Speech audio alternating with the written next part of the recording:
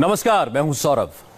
कल से नवरात्र शुरू हो रहे हैं और प्रधानमंत्री 9 दिनों का अपना कठिन उपवास भी शुरू करेंगे। इस दौरान नरेंद्र मोदी की इलेक्शन रैलियां भी जारी रहेंगी।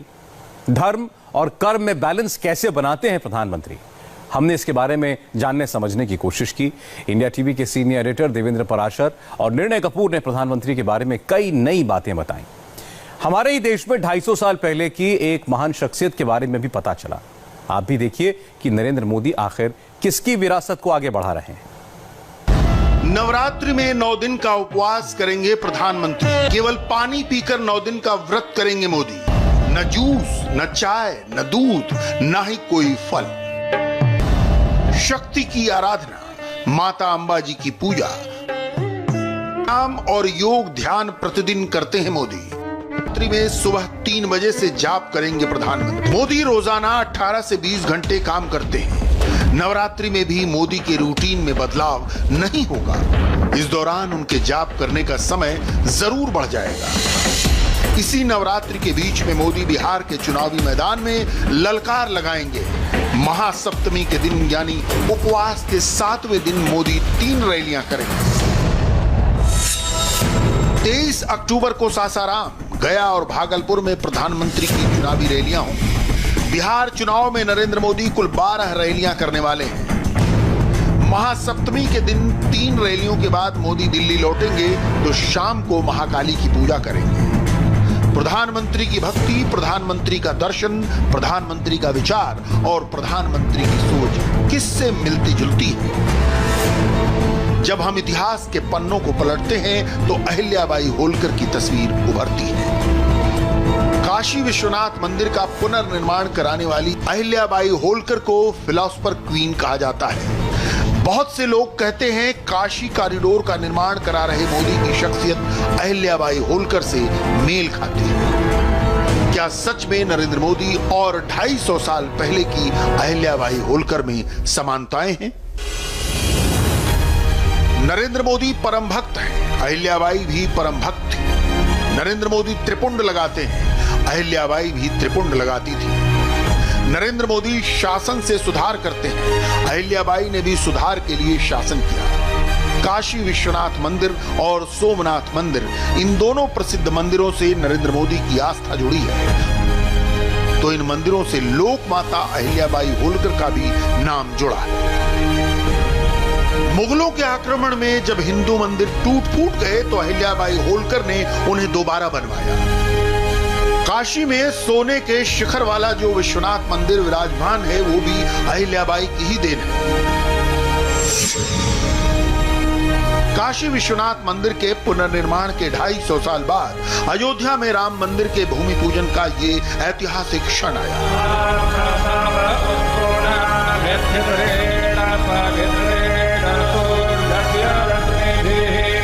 दिक्कतें तमाम आई लेकिन मोदी राज में राम मंदिर मुमकिन हो गया।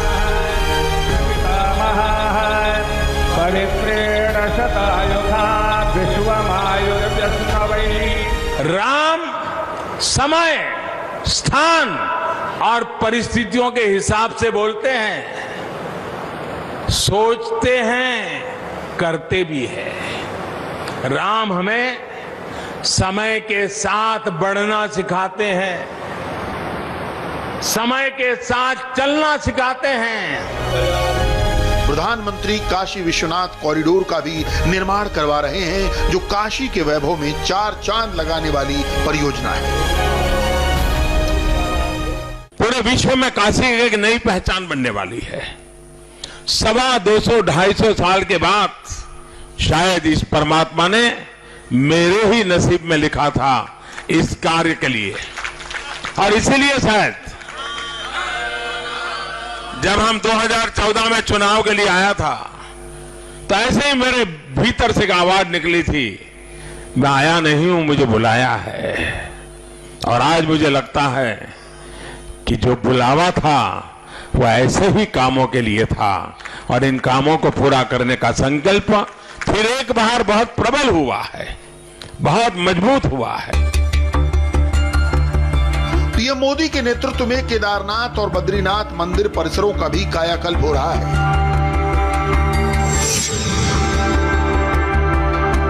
महेश्वर की महारानी अहिल्याबाई ने सनातन धर्म के दर्शन और परंपराओं पर चलने का साहस किया था। राजकाज के समय वो अपने हाथों में हमेशा एक छोटा शिवलिंग रखती थी।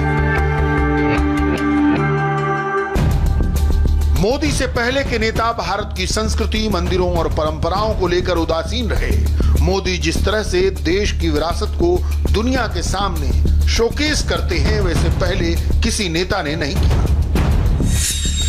मोदी जापान और इजराइल के प्रधानमंत्रियों को काशी ले गए। फ्रांस के राष्ट्रपति को उन्होंने गंगा में नाव की सैर कराई। मोदी ऑस्ट्रेलिया के प्रधानमंत्री को दिल्ली के अक्षरधाम मंदिर ले गए और अफगानिस्तान के राष्ट्रपति को अमृतसर के स्वर्ण मंदिर ले गए। अब मां गंगा के साथ भोले बाबा का सीधा संबंध जोड़ दिया है।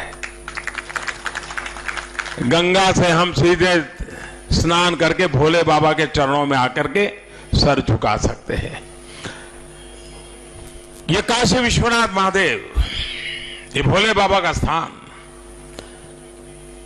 करोड़ों करोड़ों देशवासियों की आस्था का स्थान है।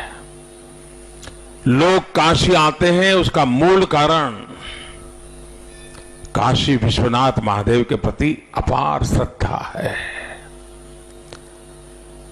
उस आस्था को बल मिलेगा, हमारे मंदिरों की रक्षा कैसे हो, व्यवस्था कैसे हो, उसका एक मॉडल तैयार होगा। भारतीय संस्कृति भारत की शक्ति है। मोदी शक्ति को पहचानते हैं, वो इसकी कदर करते हैं। मोदी झिझकते नहीं, बल्कि दुनिया को बार बार इसकी झलक दिखाते हैं। बहरीन में 200 साल पुराने श्रीनाथ मंदिर की मरम्मत का काम खुद प्रधानमंत्री ने शुरू कराया। ये इस तरह का अकेला वाकया नहीं है। अबू धाबी में स्वामी नारायण मंदिर का निर्माण, वियतनाम में चाम टेम्पल कॉम्प्लेक्स का पुनर्निर्माण, म्यांमार के बागन हेरिटेज जोन में आनंदा मंदिर और कंबोडिया के वटहू में खमेर मंदिर का जीर्णोद्धार।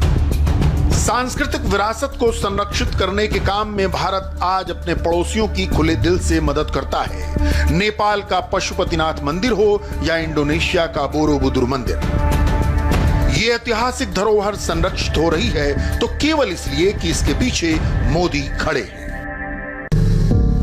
नरेंद्र मोदी शासक भी हैं, वर्ल्ड लीडर भी और सुधारक भी।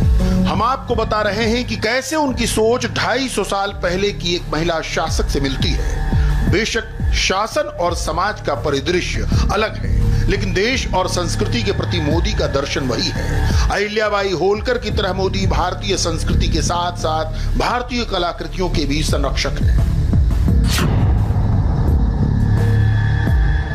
मोदी काल में भारतीय पुरातत्व सर्वेक्षण विभाग America, Australia, Singapore, Germany, Canada और इंग्लैंड से 44 अनमोल कलाकृतियां वापस ले आया।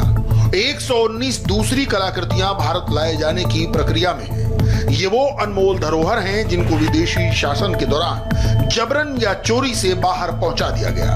पहले की सरकारों से तुलना करें तो मोदी के सामने कोई नहीं टिकता। 1976 से 13 कलाकृतियां वापस लाई गई। 2004 से 2014 के बीच सिर्फ एक कलाकृति वापस आई। 2014 से 2019 के बीच 44 कलाकृतियां आई। महिला अधिकारों और महिला सशक्तिकरण में भी नरेंद्र मोदी और अहिल्याबाई होलकर में कई समानताएं हैं। महेश्वर की महारानी सती प्रथा के खिलाफ थी। मोदी ने 3 तलाक की कुप्रथा को खत्म किया। अहिल्याबाई ने लड़कियों की शादी की उम्र बढ़ाने का आदेश दिया था। मोदी ने बेटी बचाओ बेटी पढ़ाओ का आह्वान किया। मालवा की सेना में महिलाओं को शामिल किया गया।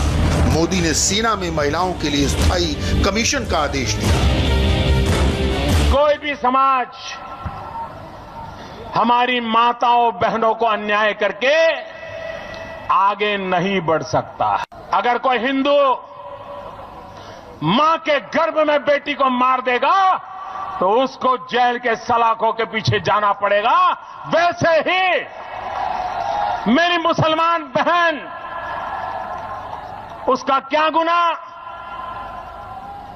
कोई ऐसे ही टेलीफोन पर 3 तलाक बोल दे और उसकी जिंदगी तबाह हो जाए।